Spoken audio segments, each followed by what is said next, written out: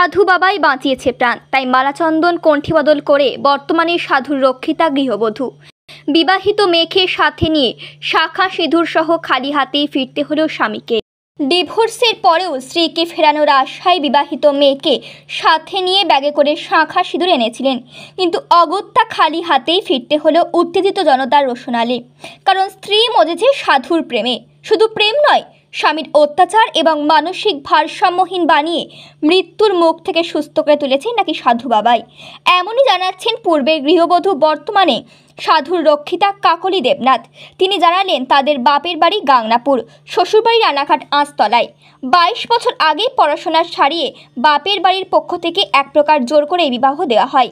তিনি বরাবরই ধর্মপ্রিয়, আধ্যাত্মিক চেতনা তার মধ্যে।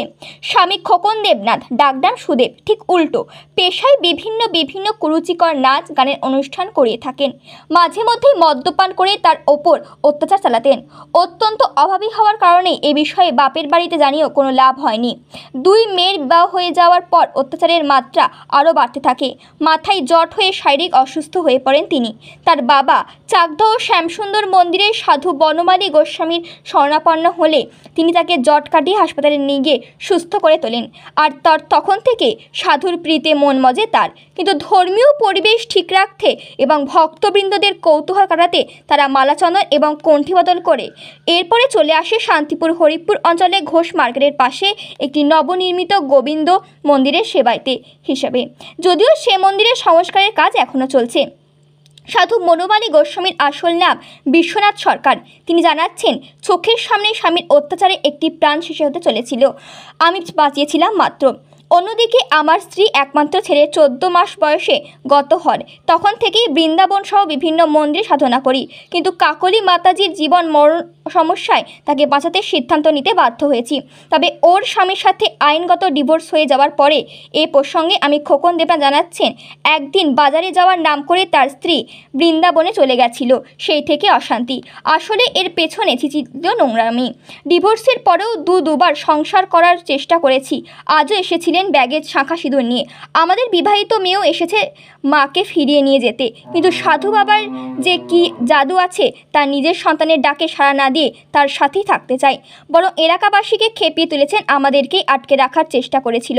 যদিও ঘটনার পরিপ্রেক্ষিতে ওই সাধু বাবা এবং সাধিকা শান্তিপুর থানায় লিখিত অভিযোগ জানিয়েছেন। আইনত ডিভোর্স হয়ে যাওয়ার পরেও নিয়মিত তার আশ্রয়দাতাকে মৃত্যু হুমকি এবং দুষ্কৃতীদের নিয়ে সে আজ তুলে নিয়ে যাওয়ার চেষ্টার কথা জানিয়ে। আমাকে 14 বছরে বিয়ে দিয়েছে বাবা।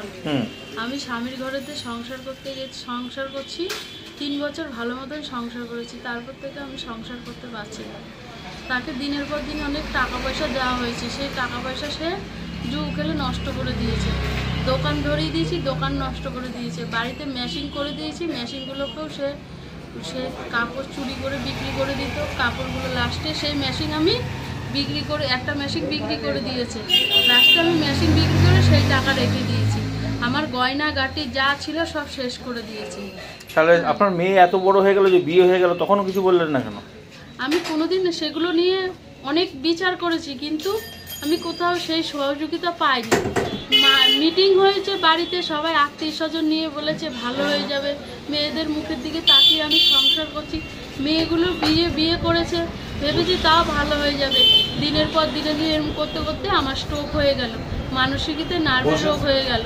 তারপরে আমি মাথায় আমার জট হলো, বাড়িতে মানসিক আঘাত খেয়ে আমি সব কিছু চিন্তা ভাবনা করে লাস্টে আমার বাবার সঙ্গে সহযোগিতা, আমার বাবা একটা মন্দিরে দিয়েছে আমাকে। ওই মন্দিরে থেকে ওরা ওখানে আমাকে মারধর করে পাগল বলে হোম সেন্টারে ভর্তি করে দিয়েছে। ওখানে আমাকে 3.5 মাস রেখেছে। ওখান থেকে আমি আবার বাড়ি এসেছি ঘর সংসার করার জন্য, তাও আমি পারিনি। আমার উপরে এত নির্যাতন করেছে, করার জন্য আমাকে আজকে পাগল সাজিয়ে আবার হোম সেন্টারে ভর্তি করানো ওদের প্ল্যান করছে। কি নাম আপনার? কাকলি দেবনাথ। হ্যাঁ, 2 বছর। হ্যাঁ, কীভাবে? আমি একটা অনুষ্ঠানে এসেছিলাম। অনুষ্ঠানে আসার পরে ওদেরই বাড়ির পাশে একটা অনুষ্ঠানে এসেছিলাম, আমাদের গুরুভাইয়ের সেটা মন্দির। সেই অনুষ্ঠানে আমরা আরতি কীর্তন করছিলাম। তারপরে করার পর আমরা যখন আরতি কীর্তন করে বেরিয়েছি, তখন ওই মাটা আমাকে বলল কি যে বাবা তোমার আশ্রম কোথায়? আমি বললাম যে মারে আমার তো আশ্রম নেই, ব্যক্তিগত আশ্রম, আমি গুরু মন্দিরে থাকি। হ্যাঁ, ছোট করে বলুন। ওনার হ্যাঁ, ছোট শারীরিক করে। অসুস্থতা ছিল, আপনি সেটা ভালো করেছেন। হ্যাঁ, তারপরে সেই আমার মন্দিরে যাওয়ার পরে ওর মাথায় অনেক জ্বর হয়ে গেছিল। আমার অনেক কান্নাকাটি করার পরে তারপরে ওকে আমি সুস্থ করি মাথার জ্বর। তারপরে আমার অনেক টাকা খরচা হয়ে গেছে। তারপর ওর বিশাল বড় রোগ হয়ে গেছিলো। রোগ হয়ে যাওয়ার পর ক্যান্সার জাতীয় হয়ে গেছিলো। তারপরে আমি বৃন্দাবন ও যাওয়ার পরে আমার প্রায় 40 কি 42,000 টাকার মতো। যখন আপনার সঙ্গে ওনার প্রথম আলাপ হয়েছিল, হ্যাঁ। তখন কি ওনার স্বামীর সঙ্গে ডিভোর্স হয়েছিল না হয়নি? তারপর না, তখন হয়নি, বৃন্দাবন যে ডিভোর্সটা হয়েছে। তখন আপনাদের মধ্যে এরকম সম্পর্ক ছিল, এই যে চন্দন বদল নাকি মালা বদল? না, এখানে আমাদের চাকদার মন্দিরে থাকতে ওনার সঙ্গে আমার মালা চন্দন হয়ে গেছে। ওনার বাবা আমার কাছে ফোন করে যে আমার মেয়ে তো ঘর সংসার করতে চাচ্ছে না, তাহলে তোমার মন্দিরে থাকবে। তা আমি তখন বলি যে দেখো, আমার এই মন্দিরে তো থাকা যাবে না, এই বিষয় যে আমাদের একটা ব্যাপার আছে, সামাজিক ব্যাপার কিংবা অন্য ধর্মীয় ব্যাপার। আমি যদি ওনাকে রাখি তাহলে আমাকে পাবলিকে চাপ দেবে। আর উনি যে গোবিন্দ সেবা রান্না করবে, উনি তো গৃহস্থ, ওনার সেবা আমরা দিতে পারবো না এবং আমরা নিতেও পারবো না। তাহলে যদি এখানে থাকতে হয় তাহলে আমাদের। হ্যাঁ, আপনার নাম? আমার নাম বিশ্বনাথ সরকার, আর আমার এই ভেগের পথের নাম বনমালী গোস্বামী। পাড়ার লোক আছে, আমি নিজে মিথ্যা কথা বলছি ওর মান সম্মান বাঁচানোর জন্য। এই আজকে আপোষে যদি চলে যেত আমি। আপনি মিথ্যা কথা কেন বলছেন? আপনি তো ফেটে যাবেন। হ্যাঁ, ওই যাওয়ার পরে 4-5 জন জোগাড় করে ওরা আমাকে আমি তুমি যখন যাবো না তাহলে সই করে দাও। ও আগে সই করেছে, তারপর বাধ্যতা ও জায়গা থেকে আমি সই করে দিয়েছি। সই করার পর ও বারবার আমাকে ফোন করছে। তা আপনি এখন কি চাইছেন? আমি চাইছি যে ও যদি যায় আমি নিয়ে যাবো সসম্মানে, আর যদি না যায় আমাকে বলে দেবো, আমি চলে যাচ্ছি, এখনই চলে যাবো। আপনার নাম? আমার নাম সুদীপ দেব। ঠিকানা? ঠিকানা আস্তারা বড় বাজার।